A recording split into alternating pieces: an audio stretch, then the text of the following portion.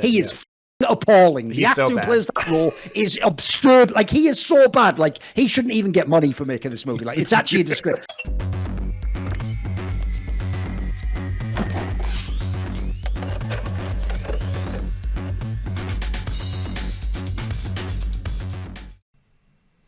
It's week 2 of Film Noir here on 4Play. We're just going to go ahead and skip 17 years of Film Noir. We never said this show was going to be thorough about our explorations of genres. This is the surface level so that you can dive deeper if you so choose. And we're kind of bookending Film Noir in that The Maltese Falcon is one of the kind of first classic film noirs. Yes, guys, I know there were some in the late 30s, but it was kind of the start of the classic era. And the end of that classic era is often seen as Touch of Evil in 1958. This is a movie that was both directed and starring Orson Welles. Classic Orson Welles move to both be the director and the star of the film. It's wonderfully directed, as usual with Orson Welles. It's also wonderfully acted, as usual with Orson Welles. But before we dive into Touch of Evil, we are going to talk about our sponsor for this show. It is Liquid IV. Wonderful hydration supplement, very useful not only if you're working out and sweating a lot, but it's essential just to have good hydration generally. So if you are I'm in Lake Tahoe right now, high elevation, very dry. I've been drinking it here to keep myself hydrated just for daily maintenance. But if you're out in the sun for a long period of time, if you're traveling through an airport, if you're taking a walk, if you are simply, having a hard night out, let's say, going a little hard, that's a great time to just chug some of this stuff. Will keep you feeling better the next morning. I can say that for sure. Also has essential vitamins like B3, B5, B6, B12, vitamin C. You can get it with caffeine, with energy, if you want that as well. So lots of options for you guys. Many, many delicious flavors. You have any favorite flavors, Thorin, from the stuff they sent you? I mean, I do like the strawberry lemonade one. I think that's pretty nice. I also quite like the tangerine. I think that's a pretty nice one. Very good. Anything that's got something a little bit sweet to cover the bitterness, I think it's a good one. Excellent. So real people, real flavor, real hydrating. Grab your Liquid IV in bulk at Costco, or you can get 20% off when you go to liquidiv.com and use the code LFN at checkout for Last Free Nation. And please do that, guys, because supporting our sponsors is the very best way to support us and to make sure shows like 4Play can continue to move forward. And we love doing this. I really enjoy watching these films and chatting with you guys every week. It's been a lot of fun, and I'm excited to continue into Film Noir. So where do you guys want to start with I'll tell you where we start here. Because here's the problem. This is my territory. I'm a massive fan of Orson Welles. As in, I've read a lot of biographies of his work, books about his battles with the studio. There's a great one called Against the System. I think it's called Despite the System or something. That's a great one if people want to read it. And basically, this movie, you have to talk about this aspect before you can talk about it as a movie. Because as Monty says there, even though this is classically listed as a directed by Orson Welles movie, and he's obviously the main, not the protagonist, but he's essentially the anti-hero character in this one, right? That actually was not supposed to ever be the case. What happened was, this is already when Orson Welles ages ago pissed off the studio system. Remember, The Magnificent Ambersons, the one that famously they brutalized, and the ending was even deleted and has never been seen. That was the 40s. That was right after Citizen Kane. That was 42. This movie is the end of the 50s. What happened was basically, I've seen a lot of documentaries about this topic. Basically, what happened was apparently Orson Welles was hired to play the role of the Hank Quinlan character in the movie. The movie, as we're going to get to, is obviously a Charles Heston project. He's the main leading actor, obviously the reason why the movie is made. Charles Heston, it turns out, was a massive fan of Orson Welles, and even though Orson Welles already has been somewhat pushed out of Hollywood, he doesn't get to direct movies, he can just be these sorts of characters, which, by the way, was one thing Orson Welles was fabulous at in his career. He understood casting. He would always say his archetype is the king archetype. He plays the big male character or the older male character, or a king or a boss or something.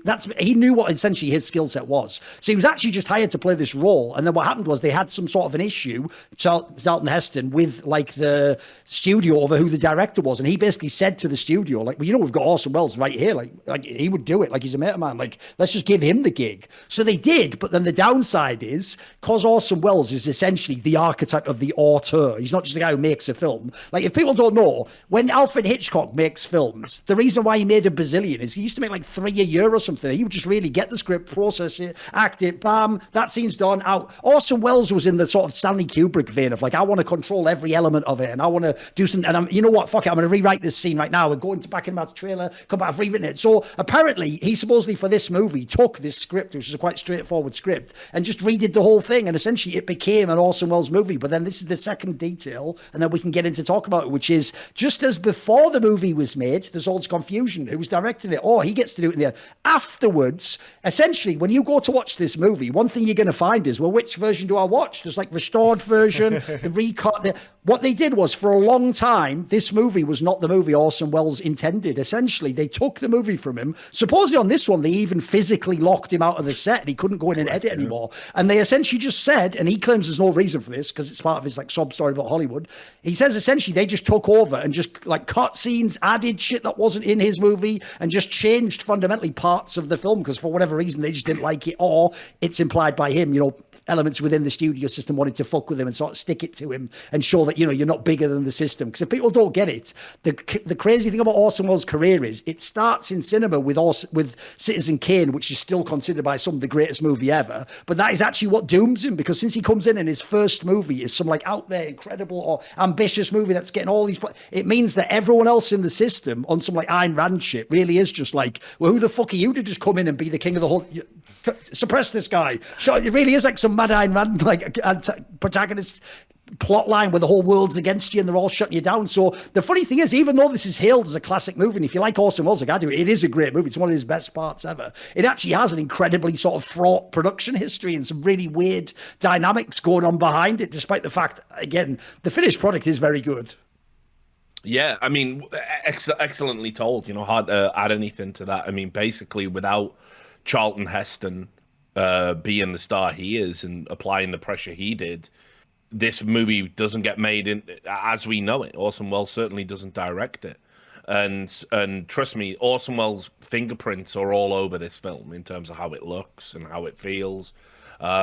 It's wild how, you know, I look at Orson Welles' career because I'm a Simmons Duncan. I'm a huge fan. I've seen every single movie he's got. I own pretty much all of them as well.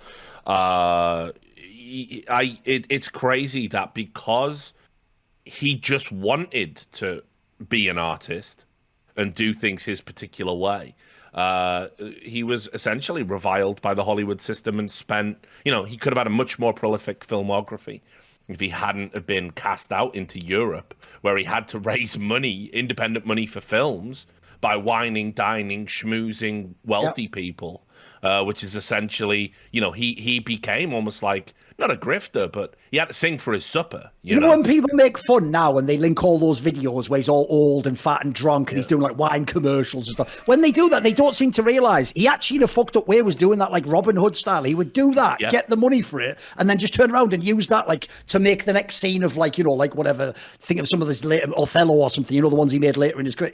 For real, this guy like on his own dime would make films. So he actually is like a true, like essentially the joke is he's actually the guy who seems to have loved Hollywood the most, and they just fucking wrecked him completely. To be fair, those wine commercials are very funny.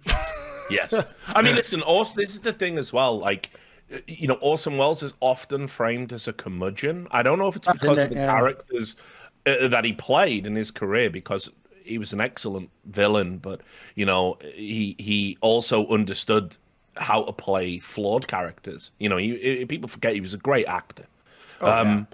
But the fucked up aspect of it is he was a really generous spirit, you know, like a really gregarious guy who treated his actors. You won't find many. He's known for these tantrums when he's doing a commercial read. Yeah, because fucking it's Bird's Eye frozen peas, or it's, you know what I mean? Like, yeah, obviously he's one of the greatest actors of his generation. Yeah, he's going to be a bit pissed off if they're making him say silly things. But he wasn't like that on a set. He was very much an actor's director. And it's sad because when he died in 1985, everybody comes out and they've got all these good stories to tell about him. And you're like, Hollywood fucking destroyed this dude. And this movie cements it. Yes. This is the end. I mean, this movie is as interesting because all of the ramifications off screen, you know, as it is on screen. Well, I also think people can complain, or there are all these issues that people had with Orson Welles, such as when he did commercials, he would, well, first off, he was just really drunk sometimes, and that is difficult to work around. But secondly, people would complain that he would be changing the language or rewriting it or trying to deliver it in a specific way. And how is that a complaint? He's a genius. He's a genius. Like, if you think about the level of creativity coming from War of the Worlds, obviously, which was something of his own invention, that is still something, the radio drama that convinced people that aliens were actually invading Earth at the time, was just it was revelatory in the way, in entertainment, right? In the way that people responded to it. Really like a watershed moment in modern entertainment, right? And when we think about the fact that he did write a lot of great lines, he did act in these movies. He was an insanely talented director. He's just the complete package. So it's crazy that people have these complaints, because of course he knew better than these people making these commercials, and he could do a better job selling their products than they ever could. But everyone else's egos got in the way of Orson Welles, because they couldn't actually identify that he was just the best at all of these things. And had they actually just let him loose, not only would they have saved money, because he can do all phases of the movie, basically, right? He does like 10 people's jobs every time that he's in one of these films. Yeah.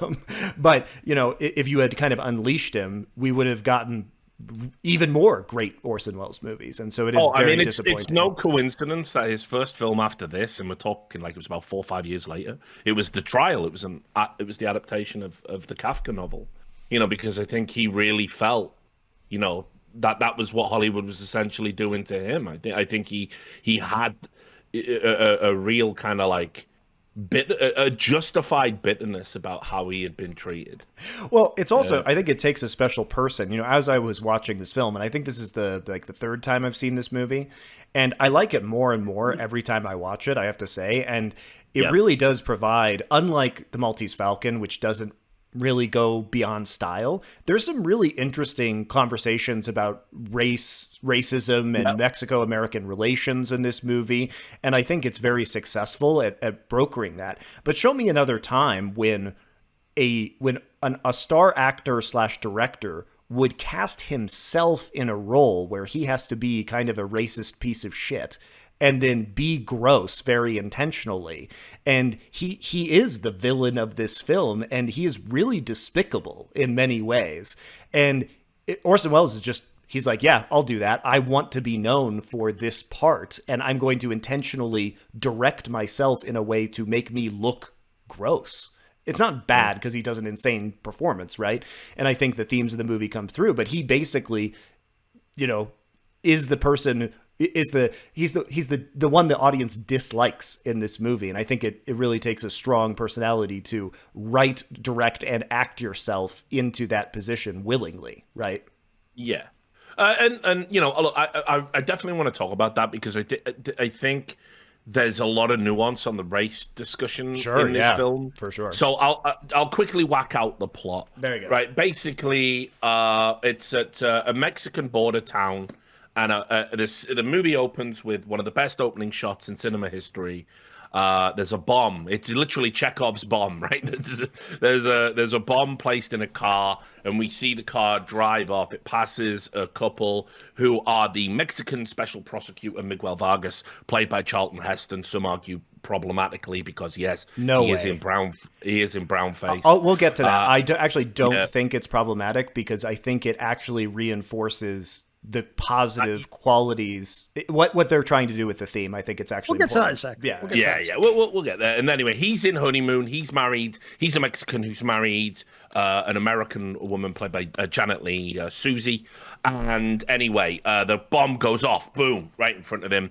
And because it's in a border town, and the bomb was planted on one side and the jurisdiction's on the other, essentially, American police officer, who was played by Orson Welles, a fat, disgusting, one-legged crook who literally emerges The first time you see him, he gets out of a car and there's a hard close-up on his face, and he's got a mouth like a dog's arsehole with a cigar screwed in it, and he's fat and sweaty, and his ties. It's fucking brilliant. Anyway, he and Vargas are having this kind of like battle of wills around the investigation, and during that investigation, Quinlan, that's Orson Welles' character, is planting evidence, and Vargas can't believe just how unbelievably corrupt he is. While that's going on, because Vargas is a special prosecutor and has investigated Mexican crime families, there is a underling boss called Uncle Grandy, that's what they call him in the town, who is the acting leader of a crime family that Vargas has been actively investigating and has got indictments on the original leader.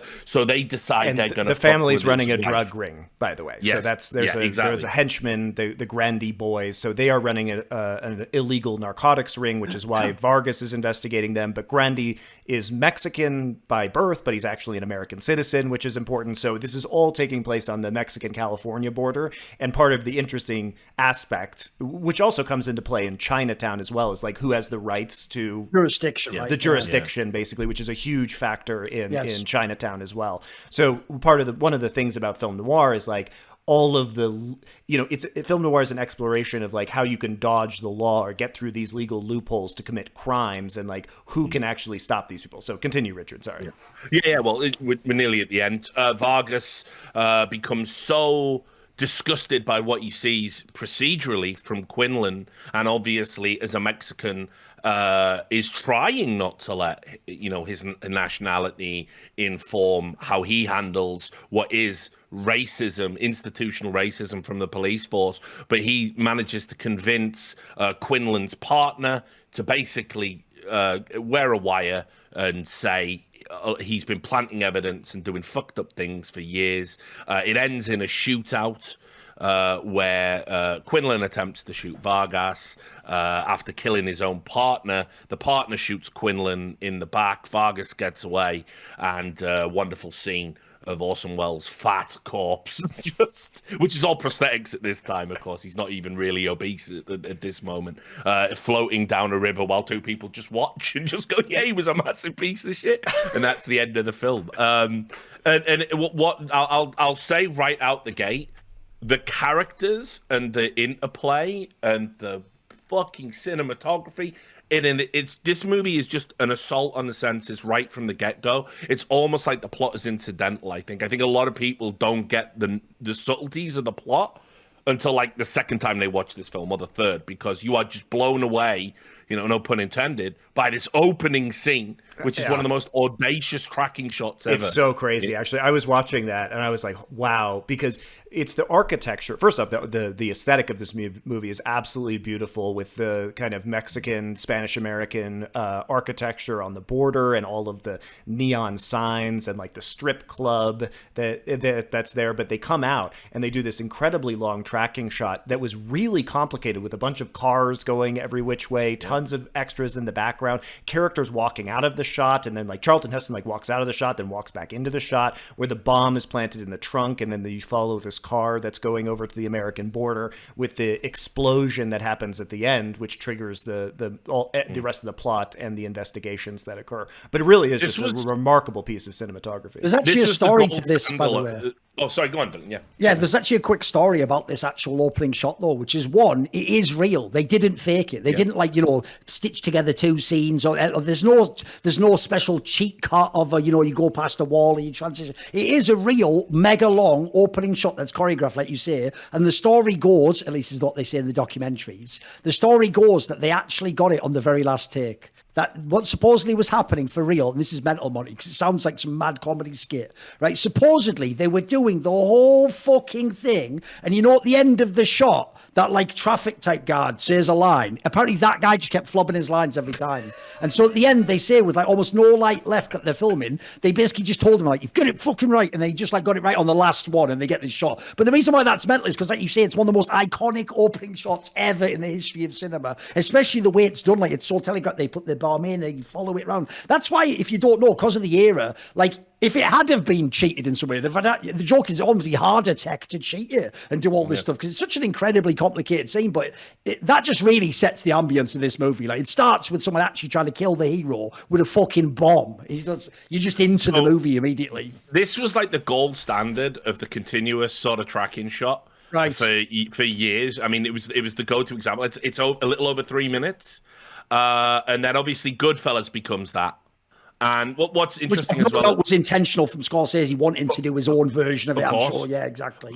But then the ultimate one is Robert Altman, who Robert Altman in The Player in '92. Yes, he wanted to fucking top it all, and so he was inspired by this opening shot, and he does an unbroken 8-minute shot, which is even shot in a very similar way to The Touch of Evil, because it's a back lot of a car.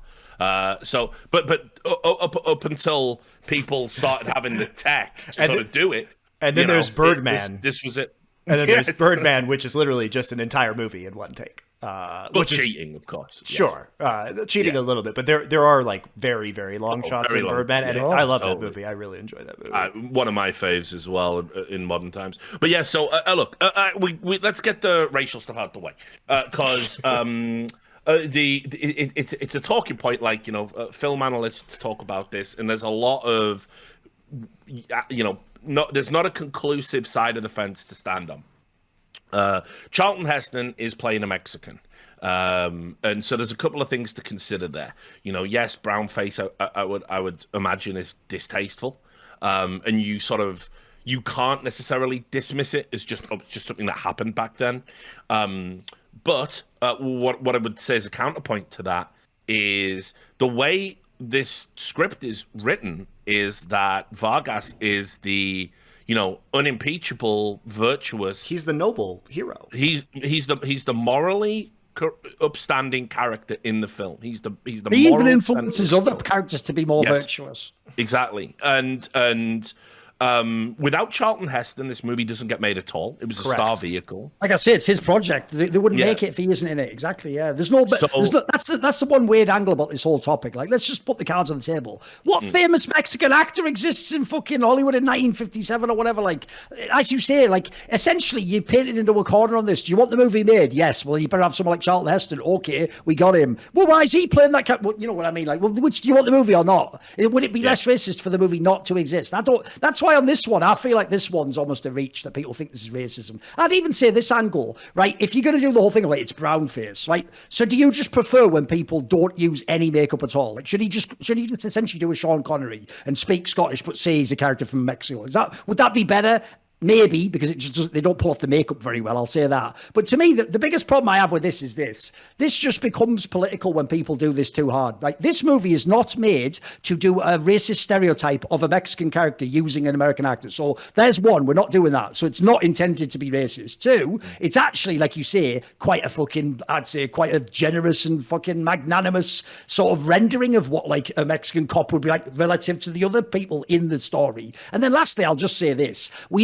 I will absolutely not tolerate a world in which anyone black can play like Queen Elizabeth II did a Hollywood movie, but then everyone who isn't black can never play a black character. Like, what are we doing when we set up that precedent there? Because I'm all in on the idea that, like, have great actors play any roles they want. I even said on the past one, I actually think that's part of the genius of Sean Connery's career. He didn't try to do a Leonardo DiCaprio dodgy South African accent. He would just be himself. And what you would do is just go, you know what? Essentially, the choice I make in a Sean Connery movie is he's so brilliant doing Sean Connery that it makes up for the character not being, like, accurate to, dialects, backgrounds, etc. If it's good enough, then you accept it. You go, brilliant, it's a Sean Connery movie, but I can accept that weird, jarring element. So I would just say on this, Richard, like, do you actually have a problem with this film? Do you feel uncomfortable? No, I mean, for me, you have to also appreciate the sensibilities of the time. You have to understand that Orson Welles is an incredibly sensitive man about these topics. This is a man who's traveled the world. He's very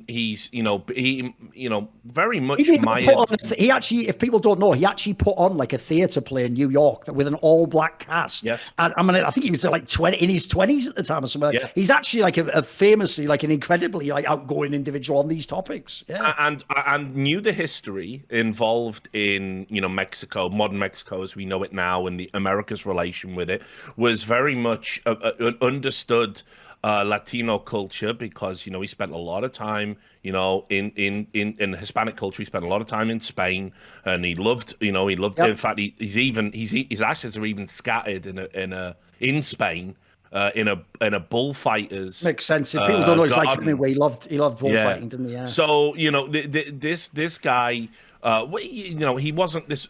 He wanted this movie where he wanted the white cop to be the bad guy, and he wanted the vector through which we saw his corruption to be racism. Yes, and quite specifically because his wife was killed by someone he said was mixed race.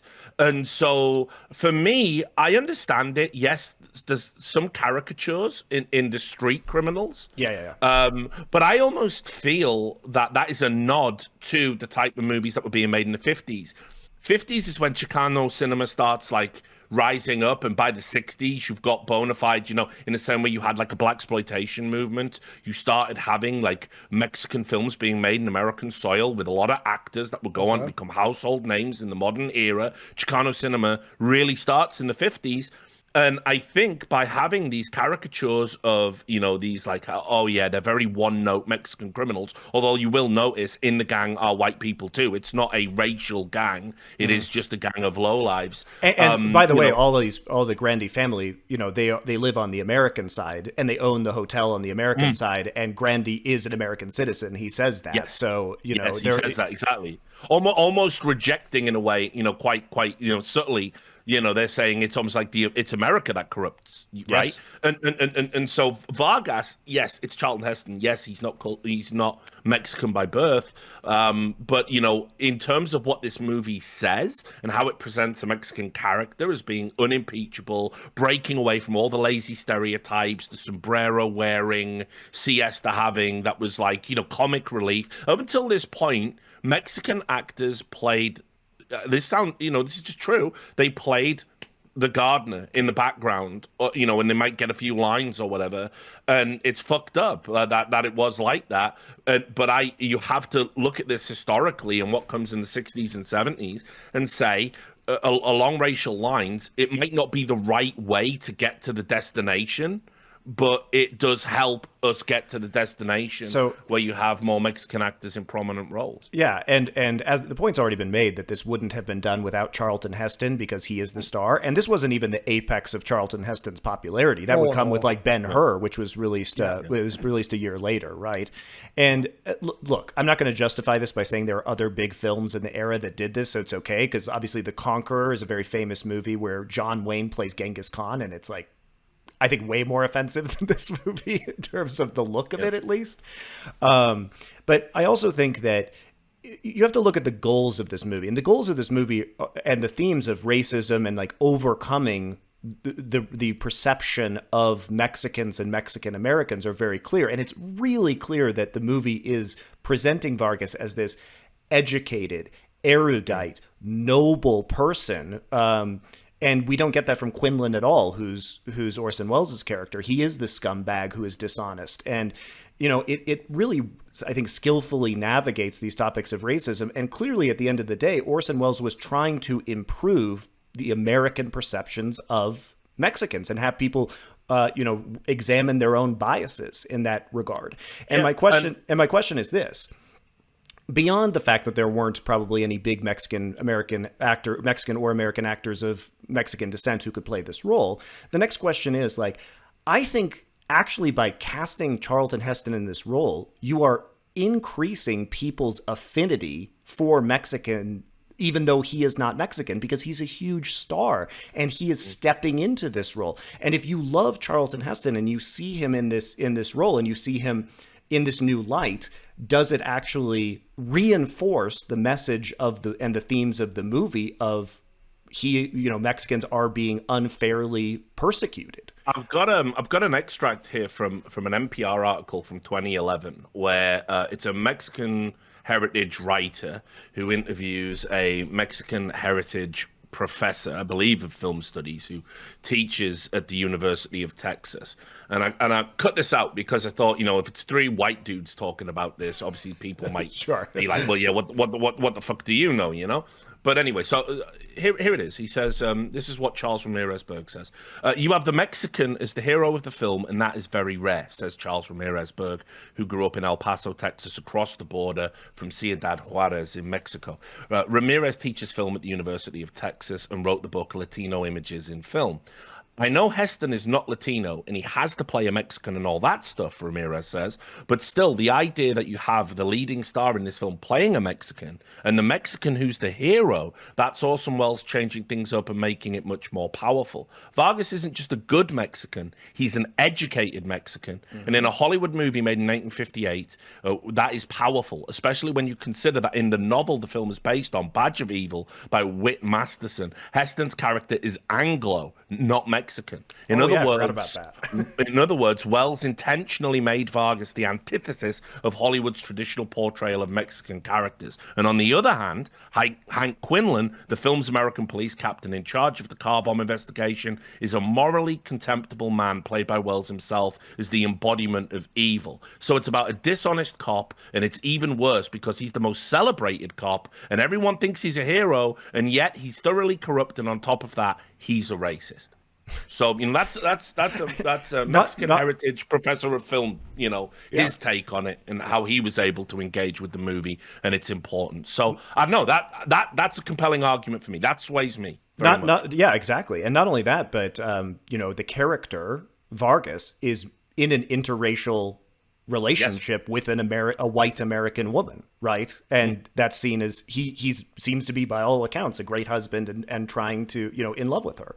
So I don't know. I think it's overblown, and I think you just have to look at it from the period as to what was possible to accomplish at that time, and see this actually as an extremely progressive film based off of the circumstances they found themselves in. The more important thing is he's actually just not that good in his role in this movie. Like, even though Charlton Heston, by the way, is a brilliant actor at playing an earnest, like, straight up character like this normally, he just that's the part that is a bit jarring to me. It's just it doesn't quite work for me in this movie. I actually don't really ever buy that he is Mexican. Essentially, it's nothing to do with the brown face. Or essentially, he just does still just come off as Charlton Heston. Like, he's one of those characters where, like, I think for me the role didn't work. And like the analogy I would use is, people might know in hip hop there's a famous reference people always give, which is, if you remember, there was a song that Jay-Z did called Renegade, where he had Eminem feature on it, but famously Eminem sort of torched him on it, even though Jay-Z's like himself one of the greatest rappers ever. So famously people always say, like, Eminem basically killed you on your own shit. That's what Charlton Heston did to himself here.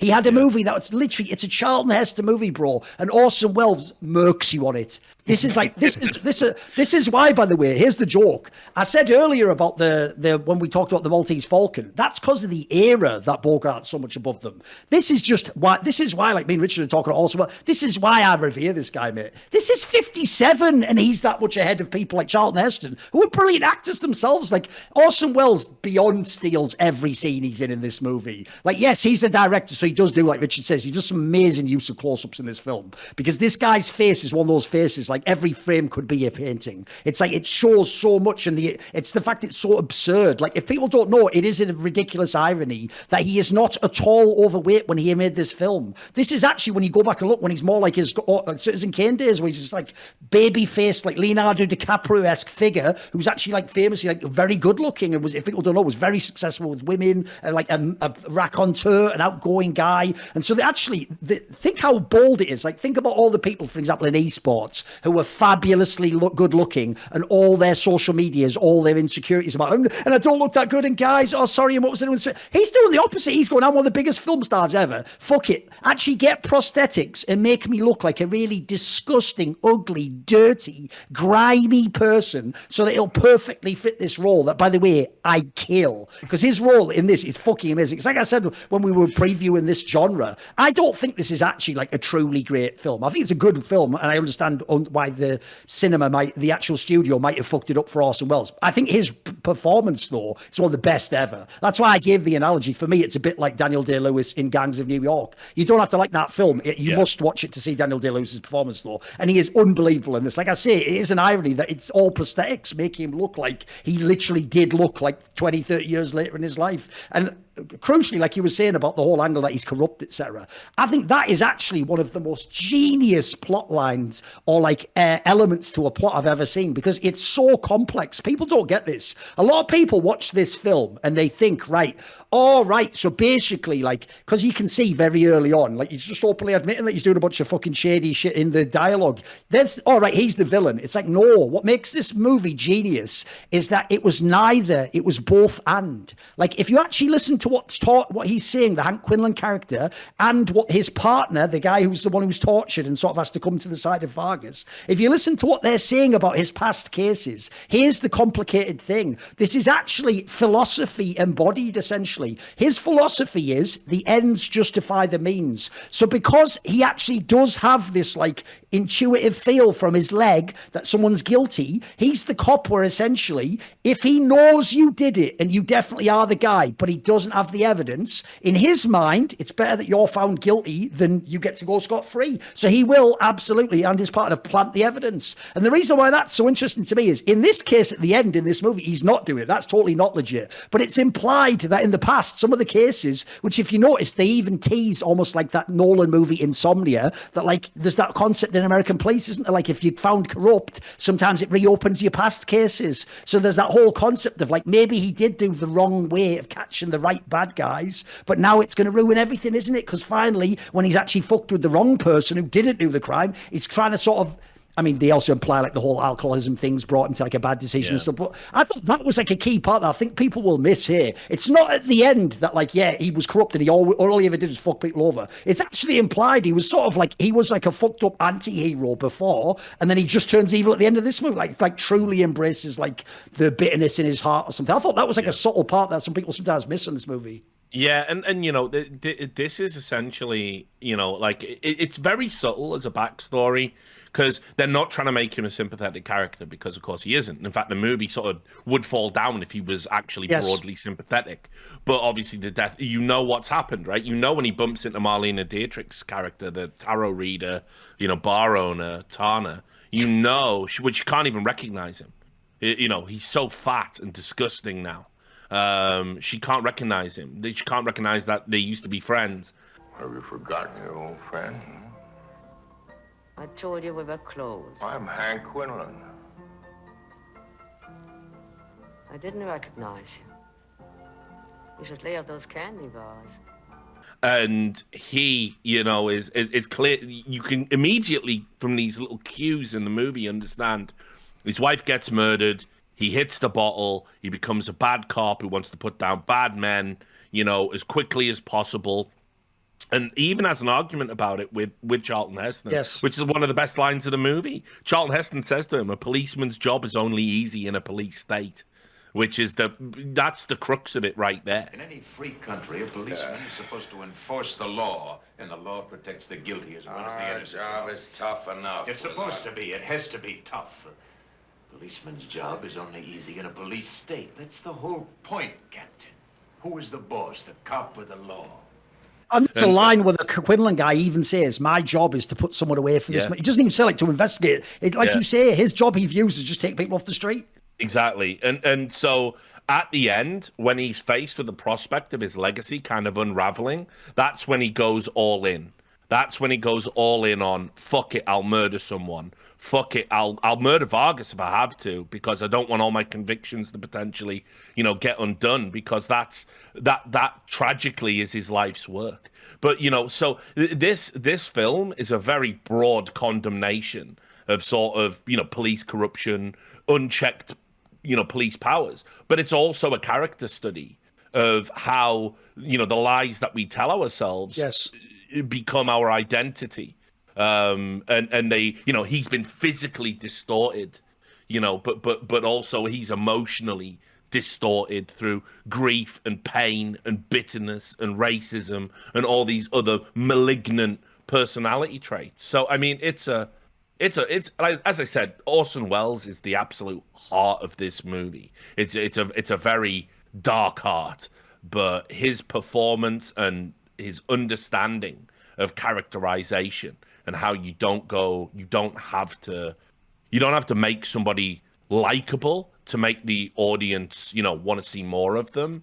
That's what essentially propels this movie forward and really makes it something special. Yeah, I also think that, going back to the themes of like with Quinlan, like whether the ends justify the means, that's actually brought up too with Vargas when he has when he uses the wire and chases them around in that very iconic scene at the end where he's following them, which is that he is doing something that is ostensibly like surreptitious and illegal in order to nail Quinlan in the end and get the recording and the confession that he needs, because there's no other real way to acquire this evidence, but he is being deceptive in the way he does that. And there is kind of a question of, has Vargas kind of lost his morals by doing this? That's one of the really interesting parts that I never hear anyone talk about. How close does Vargas get to becoming an early Quinlan? Mm-hmm. Because when his wife is being fucked with by the gang and she's been, drugged and taken somewhere. Probably raped. It's implied gang raped, basically. It's implied, yeah, gang raped. He even says at one point, I'm not a police officer, I'm a husband. Listen, I'm no cop now, I'm a husband. What did you do with her? Where's my wife? My wife!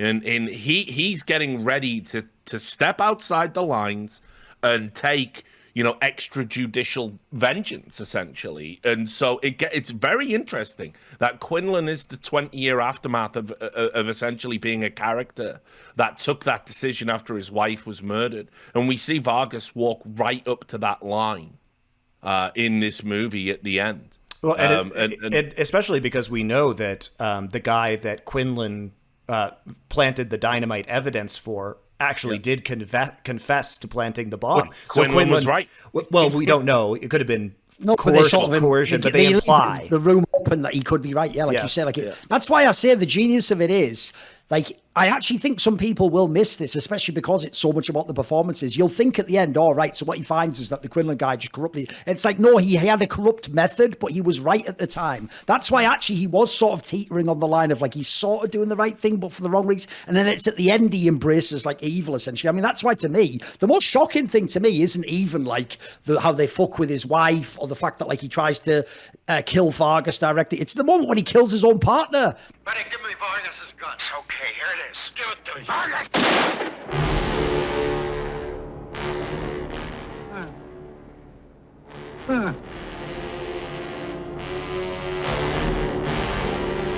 The guy who'd been carrying water from the whole fucking movie. And also, there's another part, like when you were talking about that, I wanted to bring up, is a very clever social dynamic this movie reveals that you will very rarely see in a movie. It's the reason why, it's to sound like a mad tangent, but follow me on this. It's the reason why whenever a popular, well-loved male authority figure in a community is accused of like child rape or child pornography or something, the reason why the default approach in history is actually denial. It is not, wow, arrest him, get him out. No, it's like this. What happens is people will either go, he couldn't have done that, he is a well-respected, loved figure, or even worse, like this movie, they'll be like, hey, do you know the things that man has done? He did great things for, charities in this area. And they'll actually imply sort of like, let's weigh it up. Yeah, he did this one really bad thing, but look at all the good he did. And that, as you see here, like that, at the end of the movie, even when he's essentially told these people, you do know this person is just planting evidence to railroad innocent people, the vibe of the other cops and people in the circle is sort of like, let it go. He's a great guy though, and this is just not a big deal, is it? That's like the actual scene where his own partner, who he ends up shooting, is saying like, do you know what you're doing? I thought the Charlton Heston character has the great response. Well, what's he done? Yeah, he's just put everyone in fucking prison. But like that's actually like, again, to put that on camera in the 50s is very brave. Like that's exactly the sort of social dynamic people don't want to acknowledge. You want it to be like a Western where, of course, the good guy sheriff, arrests all the bad guys and we all agree, oh, they're all bad. Yeah, great. End of the movie. Like, you don't want this because what this movie actually implies, by the way, is obviously this is a movie in real life. None of this good shit happens at the end. In real life, we'd have railroaded the guy, she's raped, and he goes to prison, and the bad guys win. That's almost, to me, what the obvious implication of the movie is. That's why, like you say, Richard, it's actually a very delicate topic they're dealing with, of this whole blurring of the border to what's America, what is Mexico, what should we expect of either side. Well, I also think, Thorin, to your point earlier about Charlton Heston's acting job, I don't think, he's given much with his character, because his character is just such a goody-goody that there's not a lot of depth. But I will say that when some of the best scenes do have good acting from Charlton Heston, such as when he realizes that the evidence has been planted because he opens the shoebox in the apartment. Previously, there was no dynamite in there, and then Quinlan rocks up and says, oh, there was dynamite within this shoebox, and he just says no. And you can see the wheels turning with him, where there's a very complicated situation, because he knows he could be perceived as trying to cover up for Sanchez, because Sanchez is Mexican, and so it might be perceived that he is trying to say that Sanchez didn't do it or lying about it, but he has to figure out a way to prove that this decorated cop is in fact the one who is doing this. Easy to blow up as people seem to think. It doesn't go off quite that easy. You found the dynamite in this box? Dynamite? Yeah. Pete found it. Told you that. Captain. Yeah. I looked in that box just now. There wasn't anything there. And then that escalates to the later scene in which he discovers that Quinlan on his ranch had ordered dynamite and 2 sticks were missing. So he has actually found the record of that Quinlan could have had these 2 sticks of dynamite. And to your point of what you were talking about, why that scene is so brilliant is they call Quinlan in, and it's just a conversation about, hey, we found this document that says you bought dynamite. Where are the other 2 sticks, dude? And the level of outrage that Quinlan fakes, that Orson Welles fakes to deflect any criticism or potential, investigation to himself, even turns the other cop characters and saying oh, we're so sorry we even asked you about this, even though obviously they're all police officers, totally reasonable conversation to have. Sure. But it gets shut down because he tries to flip it on its head as though, oh, look at me, I have this, perfect career. How could you possibly suspect me? I could never have done this, even though that's his MO, and he's done it, as we see with Charlton Heston investigating the records, dozens of times to get these convictions, planting the evidence. And even if he's right, it is a question of, do the ends justify the means? And the answer is no, right? The answer is no. That is not a minor detail, though. The idea that the audience comes to the conclusion with the main character, Charlton Heston, that's not, because here's the thing. I actually have a whole thing. I'll probably do a video on it on my side channel in the future. I actually think one of the really sinister things about American media that's supposedly fictional is I actually think the whole purpose of procedurals, like police procedurals, hospital ones, is just to give you an undue bias in favor of people like that. And if you ever watch a modern cop show, Monty, you're supposed to pull for the cop to circumvent the law if he has to, because you've seen on camera that is the bad guy. In fact, in a normal movie, if you really know, because you saw the opening scene, the guy put a bomb in, you're supposed to want him to get caught no matter what. Normally, you actually pull for the corruption, believe it or not. It's sort of baked into the concept that, maybe occasionally we have to sort of turn a blind eye to get the guy. This movie actually, in a very bold statement in the late 50s, comes to the conclusion that is never acceptable, even if it actually is the guy who did the crime. And that's why I wanted to bring this up with Richard, actually, because I've actually referenced this in the past, I know, in some I think maybe when we were answering a question on By the Numbers or something. This actual role that Orson Welles plays, this character in this movie, I have found so important as a touchstone myself in journalism, dude, because this is exactly the person I don't ever want to be. I hate those stories that them. Put it this way, let's just say there was a third person attempted to report on that Danny E.G. story. And you know what, Monty? Some of the things he reported, based on my investigations, are true. They were just things that I couldn't totally corroborate, or maybe were inappropriate in a storyline. So in that case, I actually almost want to say to that person, bro, it's not just that we knew the information was real. It still has to check out. It has to pass every test. It has to get to a certain standard. Otherwise, you risk this. You risk the time where you have the feeling like that guy's guilty, but maybe it's blurring the line. Maybe you just don't like that person. Maybe so that guy did a different crime in the past and you just want him nailed no matter what. I don't ever, as a journalist, want to be the guy who goes over that line and does the corrupt angle. Because in my opinion, I've always said this, those rules, like the procedure of independently verifying sources, dude, that protects you as much as it protects subtext the bloody story. Like, it ensures you don't step into this like moral grey area where suddenly you essentially are making yourself the judge, the jury, and the executioner.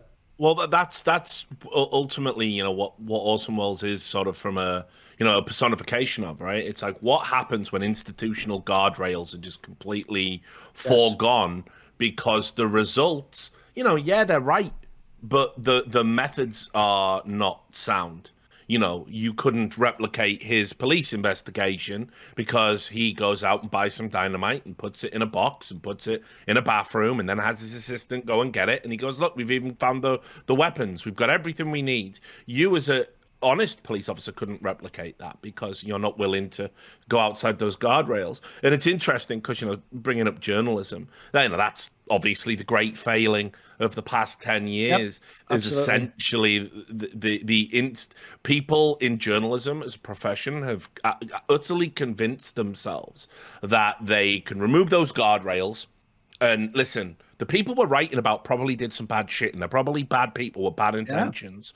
So let's not give them the objectivity that we would give the people we do like, who we occasionally have to write about. And you've seen that metastasize, and you've seen that really erode. The problem is, once it starts to erode institutional faith, you have to go further and further outside of the boundaries to try and retain some sort of credibility. You have to make the fictional monsters that you're slaying bigger and bigger to keep people's interests. That's what Hank Quinlan is. Hank Quinlan is a testament to what happens if you let yourself become completely untethered from your ethics. Well, it's also, it's all done under the guise of noble intentions too, where we have to protect society, which is what Quinlan is doing. He is putting bad people away. I mean, that's uncontroversial. Just think about, I think what's so fascinating to me about this movie is think about the state of affairs at the end of this film. It is objectively better than when the film started, which is very unusual for a film noir. Like in The Maltese Falcon, it kind of resets to just nothing has changed effectively as a result of the entire movie. Objectively better because the police officer's dead. Well, not only that, but think about it. He kills Uncle Grandy as well.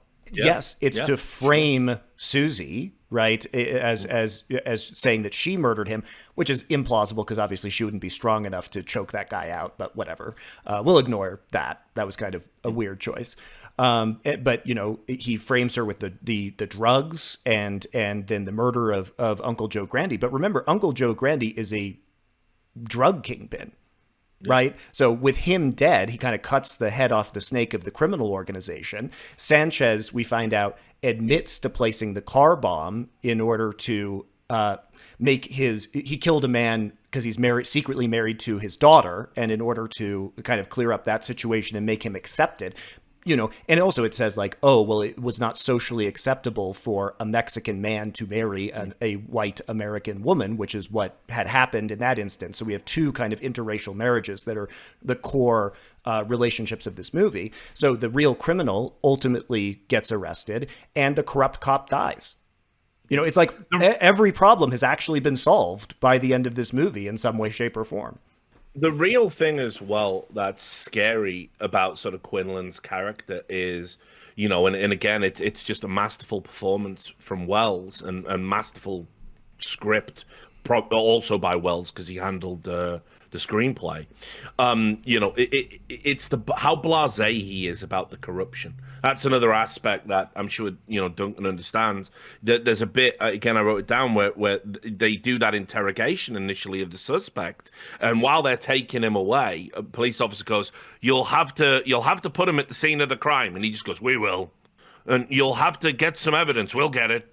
Show motive, yes, but won't you need a bit more than that? Yeah, we'll get it. Oh, there's my coffee. Didn't you bring me any donuts or sweet rolls? You'll have to put him on the scene of the crime. We will. We've got to have some evidence. We'll get it. He's so blinkered and so he knows he will go to whatever lengths he has to do to make this stick because of his hunch. And his hunch is obviously informed by all of his negative characteristics, and then also just so happens to likely be correct. I mean, it's terrifying. It's a really terrifying kind of like paradigm where you've got this institutionally corrupt police officer who's well liked because he is putting bad people away. He's liked by his fellow officers. He's liked by members of the town. He's feared by the criminals, and his sensibilities are still sharp. He's still got an eye for the breakdown of who committed a crime, motive, all of that. But then when it comes to staying in the institutional guardrails, he simply will not. He is a man that is like, he's been reduced to just giving into his sort of instincts. I think that's why the food thing is there as well. When like they bring him his coffee and he immediately starts going, what, no donuts as well? And they're like going, okay, well, we're going to arrest this guy. And he goes, you couldn't even get me a sweet roll? And he's like almost outraged that there's not food there. And he's eating in almost every scene. The candy bar, yeah. The candy bar, And he hasn't been able to control his alcoholism in the past. And by the end of the movie, he falls off the wagon after 12 years or whatever. That's the part that people miss, though, I feel like. Everyone remembers the Welles performance. They remember how great it is, right? But actually, that's the key demarcation in the movie. If you think, I'll tie it to what you just said, Monty. If you go to the point where the Grandy character convinces him to get drunk and then he makes all these bad decisions, up to that point in the movie, if the movie ends there, it's an awesome movie. Like, all those people, he was like, the guy he was framing, it turned out was guilty. Like, again, his actual old MO would have played out fine and he'd have gone on to the next case. His problem is when he gets mega drunk because the Uncle Grandy guy like plays on the fact that like he was formerly an alcoholic. That's when he then makes the critical like mistake of then he's going to fuck over the Vargas guy who is totally innocent and isn't involved in any crime at all. Like, that's essentially what fucks him, which if you think about it is also just like, it's playing into the idea of like being tempted at your like weakest possible angle. And as you see, even with food, which he's obviously used to replace his alcoholism, he has no impulse control, does he? So when he gives into this aspect, I mean, what's funny is, in a way, they even put a redemptive element within the character like that, that's why he kills the Grande character himself and all that. Like, it's almost like he still has to like do the right thing in that regard and get rid of the guy that he knows is a scumbag, even though he's actually like in a moment of weakness, given in and aligned with that character and done something potentially terrible, hasn't he? By the way, another thing I want to throw in here, because again, just from Orson Welles documents, I know a lot of like interesting side stories. So here's an amazing one for you. Just like I say, how the one with Charlton Heston basically be like, hey, Orson Welles is here, we just have him do the movie. Similarly, Monty, right? A lot of people don't know this. This is another thing people don't know about Orson Welles. It's so funny that in Hollywood he has this terrible rep and they make him sound like the most unlikable diva piece of shit ever. Because like you say, Richard, every bloody book or documentary you watch, people loved this motherfucker. This was like a Captain, my Captain guy you run through a wall for. Like that story I told later about how he's making movies like Othello later on his own dime. Dude, stuff's happening. Like, real working actors are just coming and doing it for fuck all pennies just to be in his film and like help do his vision. It's actually the opposite. On the ground, here's my problem I've always felt this guy had. When he's on the ground face to face, he seems like one of the most charismatic people ever, who has that like crazy like aura effect on you. And I'll bet in person he can talk you or anything. But he seems like one of those guys, and this tends to follow people like that. Well, when it's extricated from that, and we're talking about some like cold business, like legal set, they're terrible in that setting because their superpower's gone. They essentially don't have like the juice that makes it work. So an interesting detail people might find is the people who made this movie didn't even know Marlene Dietrich, who's a legendary European actress, was in the movie. I think she's actually someone that Orson Welles, just like, because he's friends with all these actors, just said like, oh, do you want to play this like side part? There's even a story where supposedly they go to her and say, can we put your name on the like the top of the billing? And she makes a joke that's like, yeah, if you pay me my like billing fee, if you pay me what you currently pay me, keep my name off the poster. Because obviously, if you don't know, if you don't know that she's a legendary actor, she's just a bit part in the movie. She's great. By the way, she has the line of the fucking movie at the end, obviously, with that like soliloquy about the Hank Quinlan character. But anyway, the point I was going to make was, that's the other thing that's fascinating about Orson Welles. He has an insane like sex appeal, just charisma with all of his actors. It's even implied, if people don't know, this is why it's so interesting to me that he did become so fat and over the top and obese and ridiculous later. It's implied that like when he was a young man like this, it's also implied, by the way, he was fucking all these co-stars, that like he was sort of like an insane Casanova character where it's like the modern big superstars where they're always dating, the love interest in the movie. This guy was in, people don't realize he had an insane magnetic effect on him. So again, you just don't get like that character in the movie. You don't get those great lines. Like, you can tell whatever they started with, the original script, I guarantee it was nothing like this. They really made like a masterpiece out of this. Yeah, I mean, for me, I think this movie is like it's got the Orson Welles issues, which is Orson Welles is a notoriously sloppy editor. I think that's fair criticism. I think, obviously sometimes that's because the studio are fucking with him, and then he's trying to counterfuck back, and you never know which edit's going to get through. And this movie was fraught with that. There's 3 different versions of this movie, which were released in 4 actually. Now that we've got the definitive cut. But, and think about it, like, he was in a constant battle with the studios all the time. But I still think there's some jarring cuts in this, which is just classic Orson Welles, scene over, next scene. But the way this movie is shot, it is one of the best, it's one of the best looking noir movies. Not just of its time. It is amazing. The scene where Quinlan strangles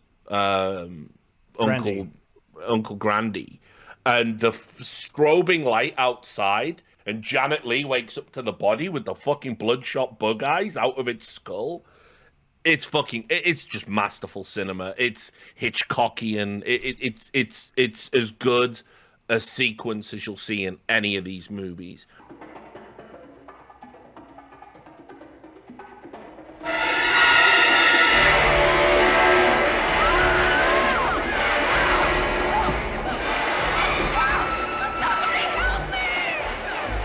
And so for me, I think it's crazy to think this movie had a negative critical reception at the time. That's wild.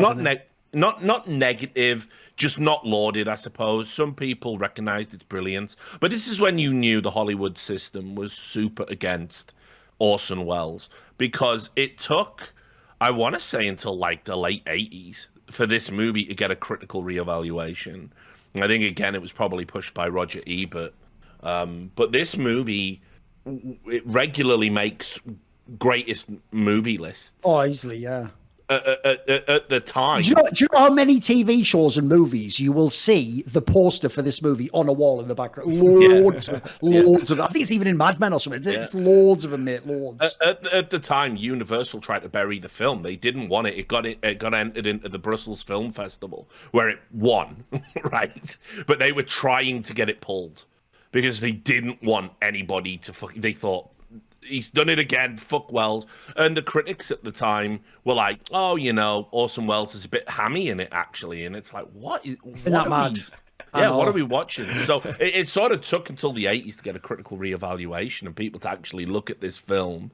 And then, in the Chicago Tribune, they called it the pinnacle, close to the pinnacle of film noir, which is interesting because it's the end of film noir. I thought you said it well at the beginning of this episode. Like, the real problem with this movie is, it is right. It's like, after this one, you may as well not make any more film noir, unless you're going to do it LA Confidential style, where you're intentionally doing like a nostalgia. A love letter, the joke is, this is like the 2001 A Space Odyssey of film noir. Like, it's over at this point. Like, you can't go any further. And the main performance is just too good. It's just too good.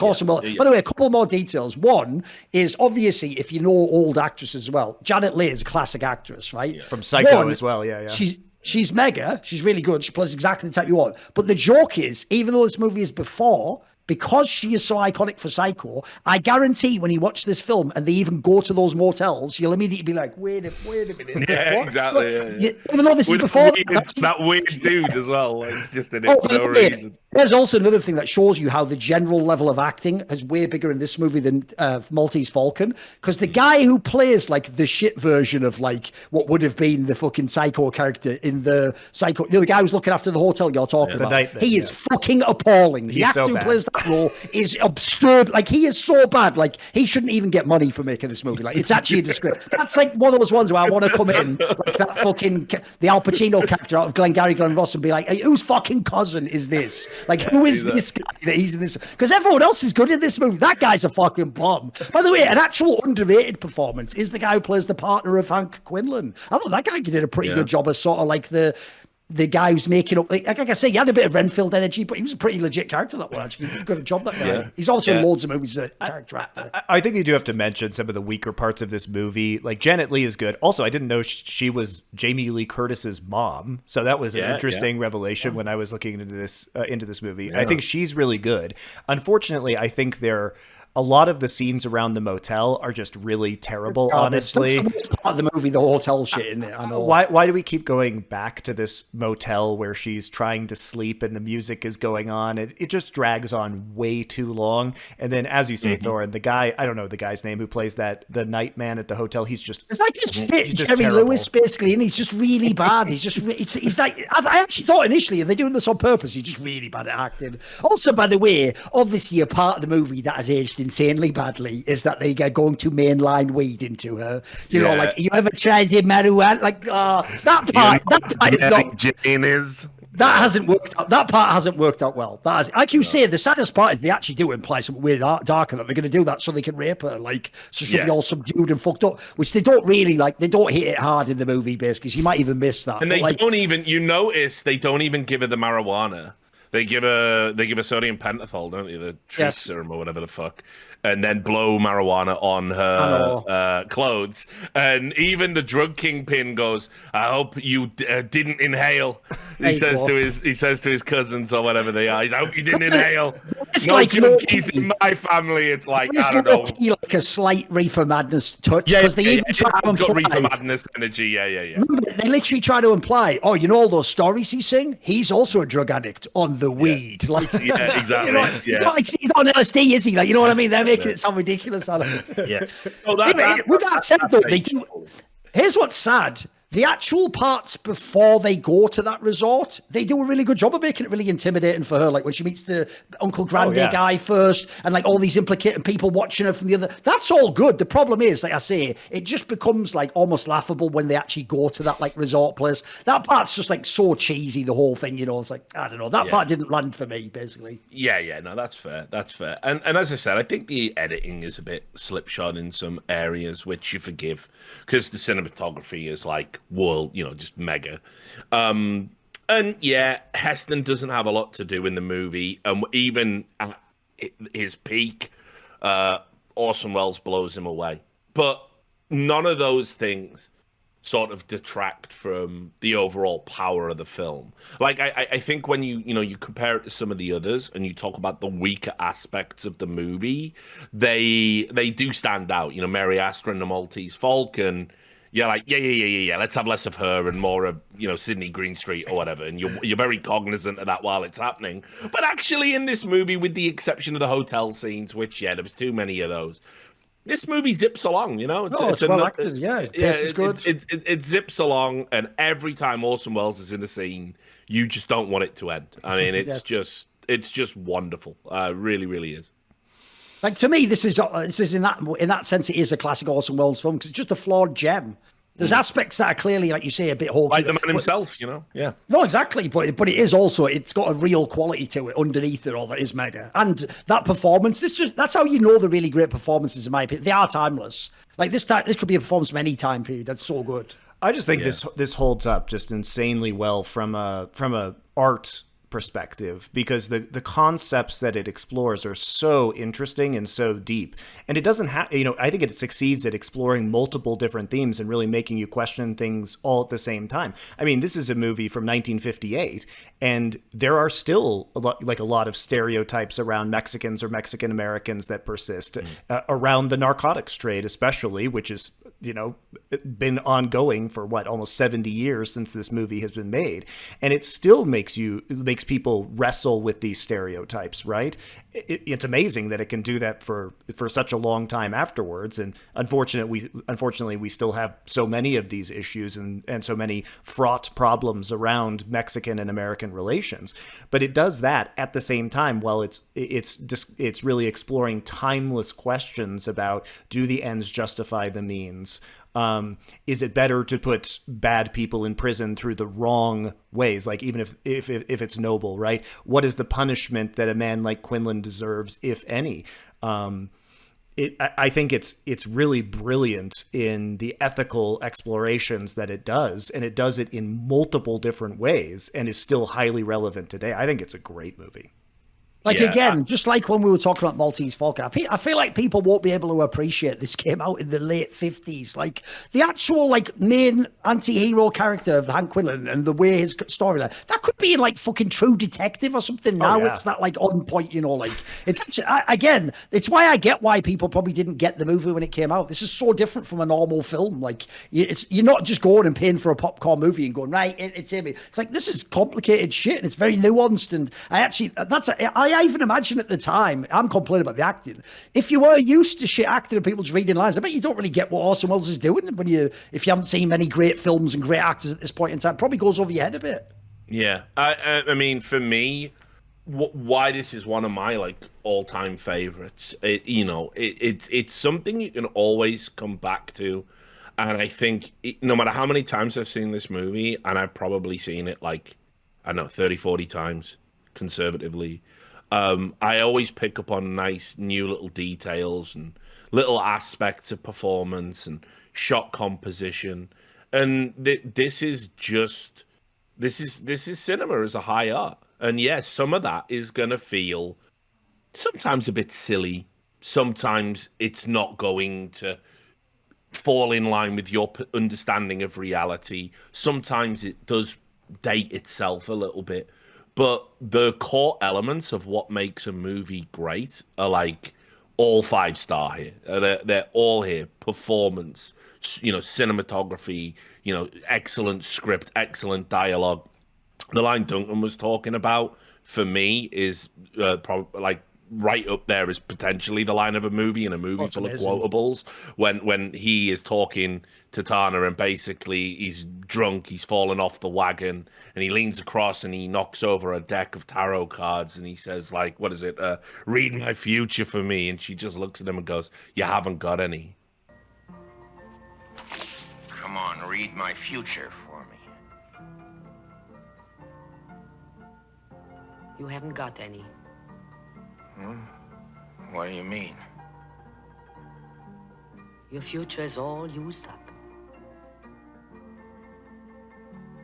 up. Fucking savage, like, and just almost tragic. Like the film toys her with your closing emotions. lines are unbelievable, Yeah. aren't they? So he was some kind of a man. Like, what a fucking... Yeah, he was some kind of a man. How do you even write a line like that? It's fucking unbelievable. Well, That's like poetry. I mean, the last line, what is it? It's like, what does it matter what you say about people?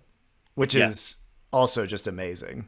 Mega line as well, yeah. Within the context of Quinlan, his legacy, Vargas, like his incorruptibility. This film's just a fucking classic. As I said, it regularly gets high up in the top 100 lists for cinema. It's a beautiful time capsule. It probably is the last great Orson Welles movie, maybe. Like truly great, like Citizen Kane levels of greatness. Although I have a soft spot for Chimes at Midnight. I can't recommend this movie enough. I just think again, if you can't find something to enjoy in this film, noir definitely isn't for you. This is the bookend of noir. It is this is as far as the genre. Yeah, exactly. This is as far as classic noir can be taken. Nobody tried again for like close to a decade because it's just such a fucking good film. Well, I would say as closing thought on this movie goes like this, right? Even though you don't actually have to know anything, unlike some other movies we've talked about in some of the past. You don't have to have seen any other movie to watch this movie. If you just watch this movie, just watch Orson Welles, understand that that's all makeup and prosthetics. He doesn't look like that at all at the time. And you'll just realize, like Richard says, you won't want any of the scenes with him to ever end. Like, it's phenomenal. It's even a great movie to rewatch as a result. Because when you don't have that like impetus of the plot, you can just fucking ease back and just really soak in the performance, which is fucking phenomenal. Like I say, the reason why there's so many close-ups is what an amazing, like, subtle actor this guy was as well. He didn't like chew the scenery up all the time. Some of it's just subtle. Like, even the way he like smokes a cigar, like Richard says, is mega iconic. It's like perfect. It's exactly the sort of like scumfuck, semi-corrupt cop you imagine. But here's what I will say is like the one that'll really bake your noodle. I alluded to it earlier, but people don't think this through. The movie constantly with the Quinlan character is about who he was and what he did in the past and what a great man he was. He was a guy who's solved all these cases to the extent, by the way, that now he is so beyond reproach. He doesn't even have to make it plausible. He can just be like, oh, there we go. There's the murder weapon. And then everyone just goes, yeah, of course. You've done it again. Brilliant. Here's what people won't think about. When he goes up to the Marlene Dietrich character, and as she says, she doesn't recognize him at all. She didn't even know it was him, even though it's implied they've had some sort of love affair in the past, and she was maybe the one like good woman aside from his wife that he's had this thing with, like that like keeps him grounded, as it were. Think of this. If this was, I don't know, pick a time period, 10 years earlier, when he wasn't a fat, out-of-weight character, imagine he's the same guy who hasn't yet gone fully evil, and he's doing this method. If this same movie is a really good-looking, in-shape guy who's charismatic and he's solving all the crimes, he'd be the fucking hero of the movie. The joke is, like I say, if there wasn't that whole thing where he gets drunk by the Uncle Grande character and the Vargas aspect, he even would have done the same thing and gotten away with it. It's like he would have put another person in prison who was a criminal, but he's this charming guy who circumnavigates, actually, you could argue, institutional failure there, where you can't put away someone you know is a criminal. He would actually be lauded as the hero, but because the way the movie's set up and with this key aspect of what happens with the Vargas guy, you see him revealed in a totally different way, and at the end of the movie it's very shocking how it ends, actually. What's amazing is, even though you know this guy is corrupt and actually kind of fucked up, you still feel bad when he dies. You still feel like there's a tragedy in it somehow that you wish it didn't have to happen, as it were. So I actually think it's a movie that, like I say, I think there's way more subtleties in this movie than people realize. It's very much not like a fucking roller coaster where you just start at the beginning and you go to the end. Like, there's so much to think about and unpack in this film. Yeah. Well, one of the advantages of us doing kind of all of film noir as a genre is we've been able to cherry pick some, like, all these movies are just bangers and must watch. Yeah. So it's really fun. And people, as I mentioned on the first episode, who, when we actually announced the 4 films, keep going, you got to add this one though. It's like, no, I know what you mean, but we're not. Like, we've got the 4, it's done. And by the time you see that thing, it's already recorded. Like, it's all well and good. Like, look, thanks for the engagement, but we're definitely not adding any movies that you say. Sorry. Maybe one day there'll be like a feature where you pay something and you get to like, nominate one. But for now, you just type in comments. I saw a good comment where someone said vampire movies are stupid. So I hope you pick a better genre next time. There you go. Yeah. And it's like, dude, like, listen, here you go. This is like the smartest of all the film genres, probably.